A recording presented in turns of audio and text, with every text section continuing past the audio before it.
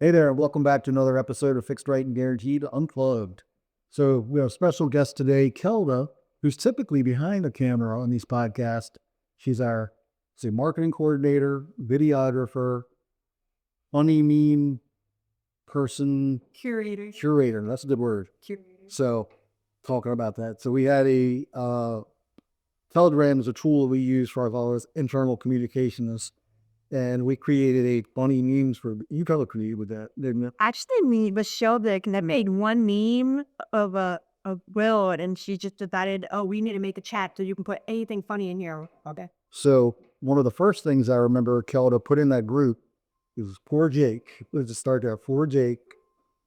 The guy went out with his own money, bought this awesome Milwaukee vacuum. So whenever he's on job sites, he can clean up the floor after himself. And this looks amazing.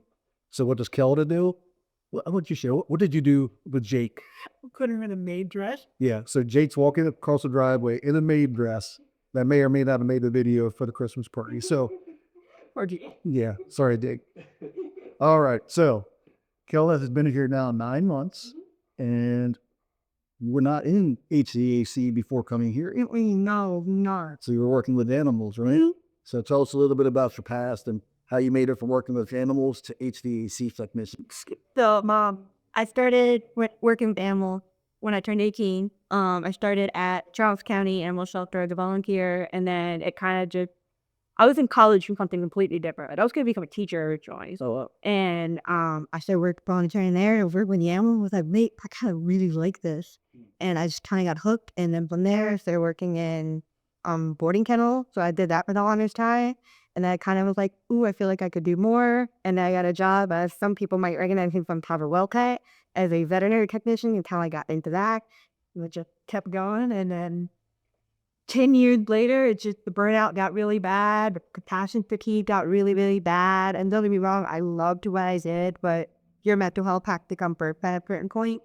So I was doing marketing, quote unquote, for the St. Mary's Animal Resource Center. And my friend Chris was working here. He was just like, I think we're looking for someone to do marketing. You're good at what you've been doing at the shelter. You should email Roy and see how it goes. And I was like, all right. And then a spot opened up, and you're just like, yeah, let's have a conversation. And my spies, you're like, all right, cool, come on in. I was like, okay, I don't know what I'm doing, but I promise to do my best. you done great, so as long as I don't end up in any dresses, do can do. Thank you. That's what I'm afraid of. I don't. You could edit this, right? But I'm not gonna kiss her. So everybody know the dolphin noise there. If you heard like how Chris in a future or recent podcast had dolphin noises and we said things he wasn't supposed to say, that's Kelda. So yeah, she can modify that. Let's see. So how has your stress level changed? You mentioned mental health. Like, has your stress level gotten better or worse over the last 9 months? It's definitely gotten better. Like, I still have my moments. Going from lives are quite literally depending on you. Even at like raw pet, we had rescue animals that would come in and they'd be in these horrible conditions where like they've been starved to death or anything like that. And, their life were literally in your hand, whether it was a rescue brought it in because they just pulled it from a shelter, from animal control picking it up, or when I was at the shelter, it was animal control that would pick it up and bring it in. And we had to sit there and like try to nurse it, cat, dog, guinea pig, whatever it was, back to health. So it's, yeah, people's lives are important. And, people die every year. Heat stroke, if the households aren't air conditioned correctly, or, it's so cold, people breathe to death because someone can't get out there if it's didn't call anybody. So it's definitely less stressful. Like, there's still some stress to it because you want to help everyone. You want everyone to have air conditioning, all that other good stuff. But it's definitely calmed down. My eye doesn't twitch every single day or record. I don't have panic attacks coming to work. I don't go home crying anymore. Like, my mental health overall, my stress levels have definitely gone down a lot, which I like them. I'm glad to hear that. Like continues on the direction. That is definitely our goals. Make this the best place to work. So what have you enjoyed most about working here? Well, because pretty much working with someone I consider my brother almost every single day, just the camaraderie with everybody, everyone understanding and not holding judgment based off something that happened. Like with my mom had a lot of health issues since I've been here, and I still try to show up, and everyone's just like, go home, just take care of the mom. I'm like, I'd rather be here than at home alone recycling out. So definitely everyone actually taking care of each other, and you're actually being willing to understand. Because I've had it where my mom was very fit and in the hospital, and I still showed up work because I didn't want to stay home and sit in my misery of stressing out about, is my mom gonna be okay? And it got burned back in my face like a week later after I got home from the hospital. I was like, what do you want me to do? Like, yeah, I'm still coming to work because I want to get my mind off it, but it's still on my mind, and I'm checking my phone because I'm an only child. I have a single parent, but if something happens to my mom, I'm learning. Like, it's very stressful for me. And luckily here, when anything happened with my mom, it's definitely been like, what do you need us to do? How do we help you? And it's also following up with, how is everything going? So it's been very nice to go from, I mean, well, you did this, it was your mom was in the hospital, to, is everything okay? How do we help you? Very cool. Yep. Him is definitely first, and glad that that's your perspective as well on the receiving end. And I'll just kind of give our whole team a shout out on that same token. I've shared this in a couple presentations that I've done, but never shared and stuff in on the podcast. So we have our install manager, I will mention my name. Well, hi, Josh will care. Our install manager, Josh, he probably right about a year ago, I'm thinking, had to go off the back surgery and didn't have enough PTO to cover, the 10 weeks of time he was going to miss. So Josh, being the tough guy, proud guy, humble guy, was never going to ask for help. So I literally sent a message out to our team, doing Telegrams, to our company group, and say, hey, everybody, Josh doesn't have a PTO to cover this time. Anything that you guys want to contribute, guys and ladies, want to contribute, we will match as a company. Within 5 minutes, Josh had 10 weeks of PTO. Fast forward a year, that surgery did well. Problem is, like, I'm not a medical guy, but the disc between, like, L4 and L5 was basically destroyed. They fixed that. Well, now I moved up the disc between L3 and L4 is very much the same situation we got with a year ago. So as of tomorrow, he's going back in for surgery number 2. I'll probably miss another 8 to 10 weeks. So we did the same thing. In round 2, same day, I sent the same message out. He has 9 weeks of PTO donated by the team. So it just goes to show, like, to your point, the camaraderie, the brotherhood, the true teamwork and culture we had around here, second to none. So couldn't be any more proud of our team for how they do rally around each other and ourselves in those moments. So appreciate you making that point. It is nice that it's given, like, we rally around each other, and it's not going to get thrown in someone's face weeks later. Like, we all donated for Josh the first time and the second time around, and no one's gonna, when Josh comes back and kind of a bad day, be like, well, I did this for you. Why can't you just be nice for me to the thing? Because some people just have bad days, and some people just react differently to their bad days. I dealt with people that have bad days, and they just bash you, and they just keep bashing it. Like, it's like beating a bad work Benjamin from out. And it's like, and to the point where it's like, I can tell them from front about it and let it roll up me at the point. Yeah. No, our culture's too strong around here. That's the critically at our door. Like, we have no problem people making mistakes, and long as they stay with our core values and take care of each other, we don't mind mistakes. So, but anyway, so we'll kind of back up a little bit. You're talking about your best friend / brother working here. So I know you and Chris have had a lot of experiences together through the years. You've got some great videos of Chris dancing as a 14-year-old, 15-year-old. He still dances the same at 47. Yeah, I noticed that. You have that from moms, Chris. You got better moves than me. You still working the moves, maybe. The songs have definitely changed, but the dance moves have not. I love it. At all. Yeah, you two are fun to watch together. So y'all do a lot of trips together, and then y'all just went somewhere like really cool lately. So we talk about that trip and just some of the trips y'all done and kind of what were your favorites of some of the things y'all done in the past. This past year, we did 2 big trips together. His dream trip was to go to Glacier National Park in Montana, so we did that. And then our second trip was we actually hit up 3 national parks from that trip. We went to Zion National Park, Bryce Canyon National Park, and we hit up Grand Canyon as well. So we were like making our way south to Phoenix. So we were like, oh, let's just hit all these cool parks because there's so many close by. No, just start crossing off the bucket list. It's like a bucket list of ours to go through every national park and explore it. So those were the two big trips. We've gone to Tennessee multiple times and stayed in Smoky Mountain National Park because I'm biased. My family's from Tennessee. I love going to Tennessee. They see y'all. Yeah. It's blushing. It all. And they all, I said, bless your heart. I feel frying pan, will you make me mad? Like, I'm that. My daddy'd been in Maryland for 2 generations at that point, but my granny, who passed away 4 years ago, I was around her a lot, so I picked up a lot of in Southern mannerisms, like the way she used to, like, if she wanted to, like, I don't know how to explain it. She didn't like someone, but she wasn't getting outwardly rude about it. She was, I don't like that man. And it's just that every so often I hear her when I say something, I'm like, thanks, Betty. The mood out. I've got family from North Carolina, so I either say y'all or this is a weird one for me. They're also out of Ewans just for fun. Like y'all of Ewans. Different parts of the state.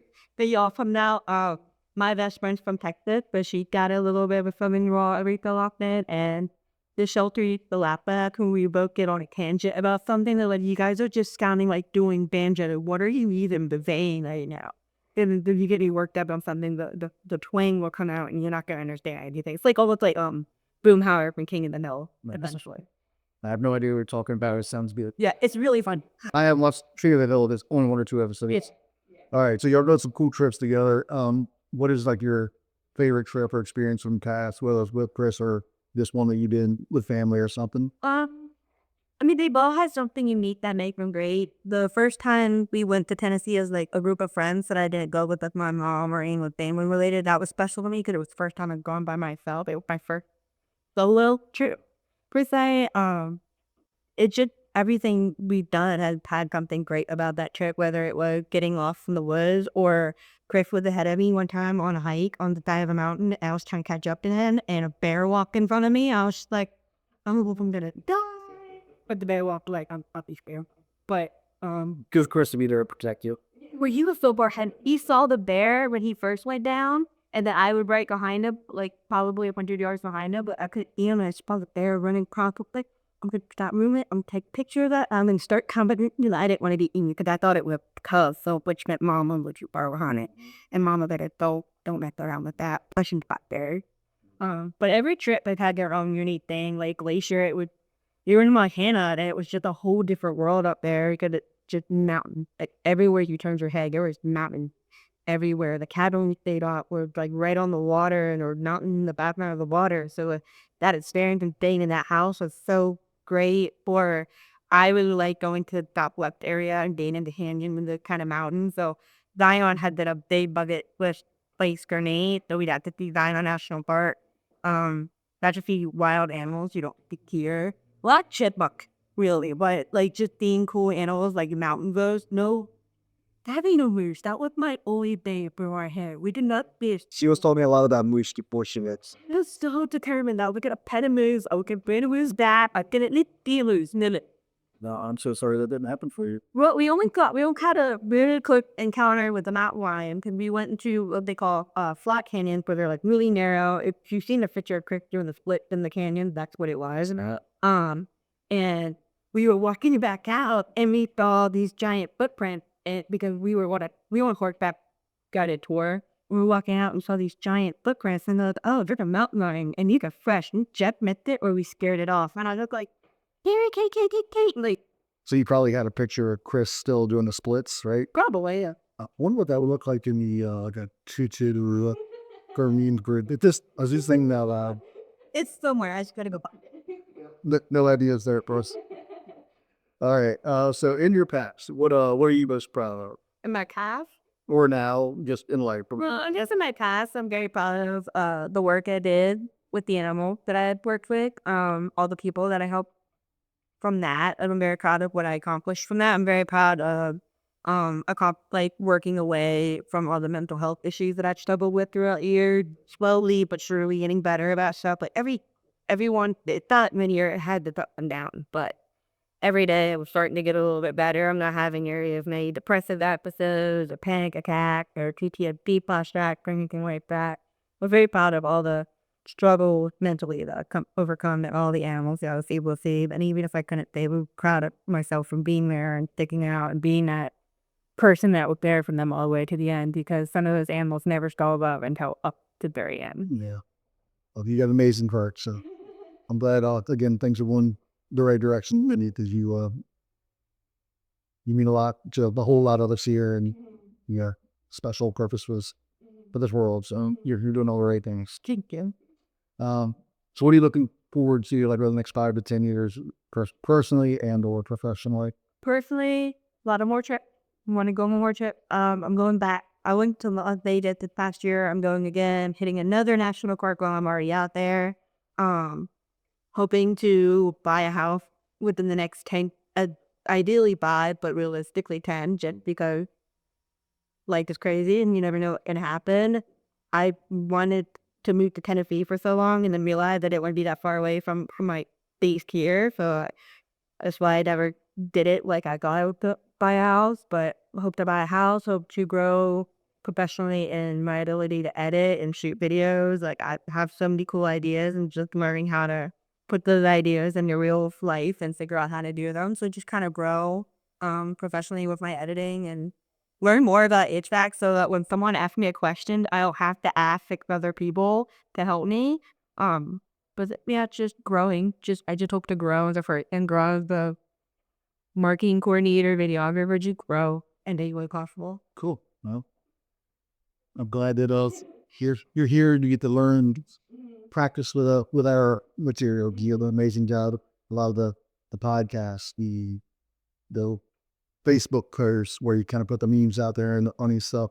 You and Samantha done an amazing job. The two of you all together, bouncing ideas, help each other, the creativity and making stuff funny and high quality. So, thank you. Okay, so start wrapping this up. Is there anything that you could share with people watching and or listening, whether it be mental health, light, videography, like what's anything that you would like to share that might help somebody watching or listening? If you're struggling mentally, you are not alone. That's a big thing because it always feels so. When you're so low, it feels like nobody else will ever understand it. And sometimes if you've not gone through the situation, it's hard, but you can always be compassionate to someone. So there's no shame in asking for help. There's no shame in going to therapy. There's no shame in any of that. Anything that will keep you alive for the most part is what I'm very stressed for and worth doing. If it's gonna keep it going to therapy, it can help you stay on this earth a little longer. I 100% get behind it. And going to church or, playing a sport or something that just keeps you going every day. If it's keeping you alive, it's keeping you on earth and it makes you happy, do it. Yeah, that's great advice. I'm obviously a man of faith. So the way I look at it is God created each one of us and God doesn't make mistakes. So you're here for a purpose. Every single one of us is here for a purpose. So yeah, we're all going to have our emotional roller coaster and the high points and low points. But unfortunately, I personally had a cousin commit suicide, and that's a long-term solution to a short-term problem. So if anybody's ever considering that, I just hope that you'll reach out to your point, ask for help.